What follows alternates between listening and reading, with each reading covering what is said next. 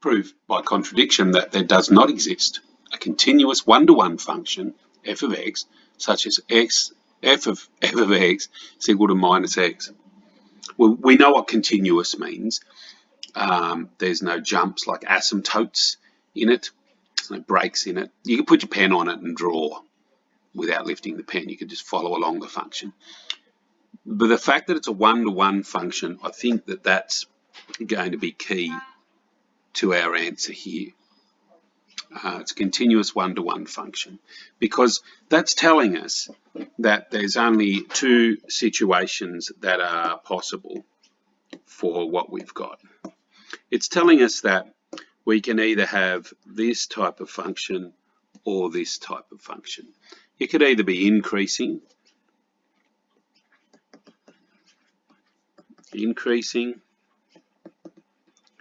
or it could be decreasing. That's the only possibilities. It can't be constant, because then it wouldn't be a one-to-one function, that's all.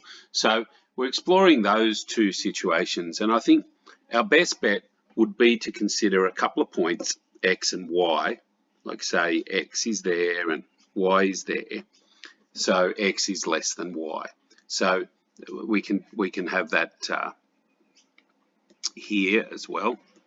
It doesn't really matter where I put them, but we're going to consider that situation. So let's have a look at that now.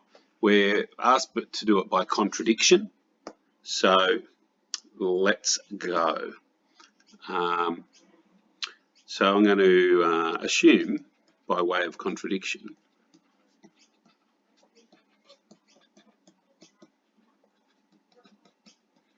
that f of x equals minus x, and f of y equals minus y for some x, y, where x is less than y. Right? So we're going to now check out what happens if it's an increasing function. Case 1. F of x is increasing.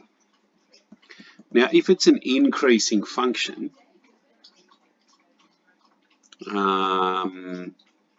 if f of x is increasing, if the function is increasing, then we know that f of x is less than f of y.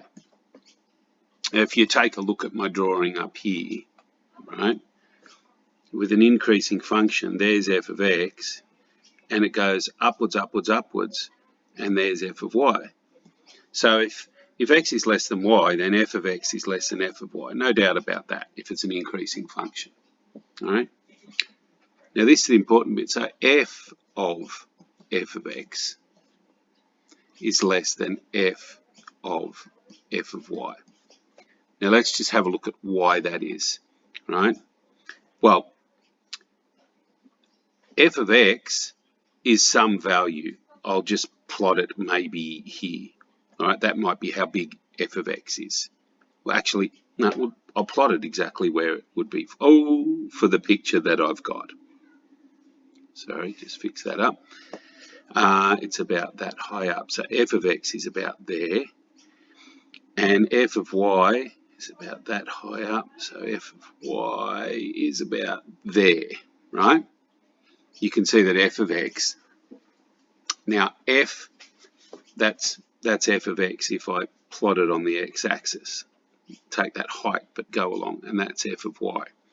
Now f of x is right there, and f of y is right there, right? That's f of y, and that there is f of x. So you can see clearly that it would be less. F of x would be less than f of y if f of x is an increasing function, and if you picked x to be less than y. Okay, so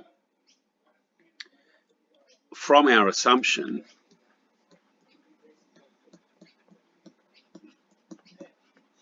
we get that minus x is less than minus y. Now why?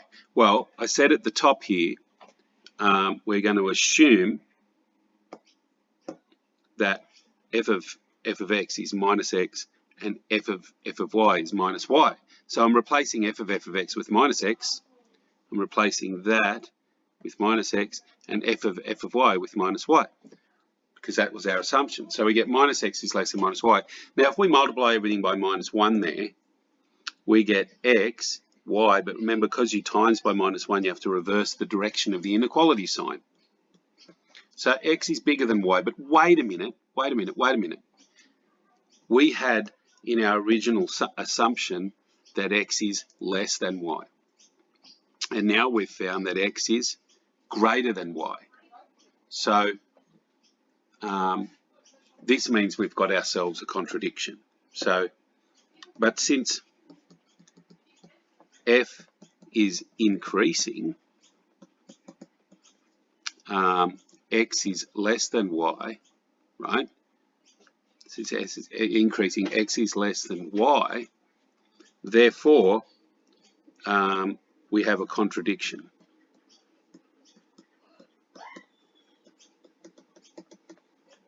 All right, the contradiction, because that guy, x is bigger than y, yet we said we're doing x is less than y. All right, it's not so much to do with it that it's increasing. It's to do with the fact that I declared x to be less than y, but because in this case it's increasing and x is less than y, we have a contradiction. All right, but that's case 1. Case 2 is a little bit more brain strainy, but I'm sure we'll get there. Okay, so if it's not increasing, then it must be decreasing if it's a one-to-one function. All right, so case 2,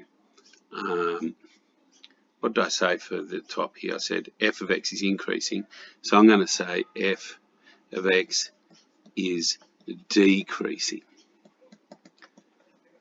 Okay, now that means that f of x is bigger than f of y, you know, because the picture looks like that going downwards. So if that's x there, f of x there is bigger than f of y. You can see that that's the case. F of x is bigger than f of y for a decreasing function. Now f of x and f of y, let's look at how they are related together. Well, look at the picture that I've just drawn here. F of x is, if you place that, the height that f of x is up there, if you place that along the x-axis, it might end up here, right? That's f of x. And f of y might end up, its height is only that, so it might end up, say, here, right? F of y, if you place it on the x-axis. Now, f of x ends up here, that there is f of x, and f of y is bigger than it. F of y is way up there, right? So f of y is bigger than f of x, or f of x is smaller than f of y. Okay, now from our assumption, we said that f of x equals minus x and f of y equals minus y. So minus x is less than minus y. Multiplying by minus 1, x is bigger than y. Once again, we've got a contradiction. This is a contradiction to our original assumption that x was less than y, right? So We've looked at the two possible cases where it could be increasing or decreasing, and we've discovered that it leads to a contradiction. Now, someone might say, well, hang on, you've checked out whether it could be increasing, it didn't work, decreasing, and it didn't work. Well, maybe it's not a continuous function, but that contradicts the original statement, which says it is a continuous function. So if they hadn't said it's continuous, then fine. You could have gone, well, I still can't conclude, because, with a continuous function, you can have an asymptote, and it could be up there going like that, and then it could be going like that. So just because f of x might be bigger than f of y, you still aren't going to get the same situation. But it is continuous, so we don't have to worry about that. So by contradiction, we've just proven that f of x is not equal to minus x for a continuous one-to-one function. That's what we've just proven.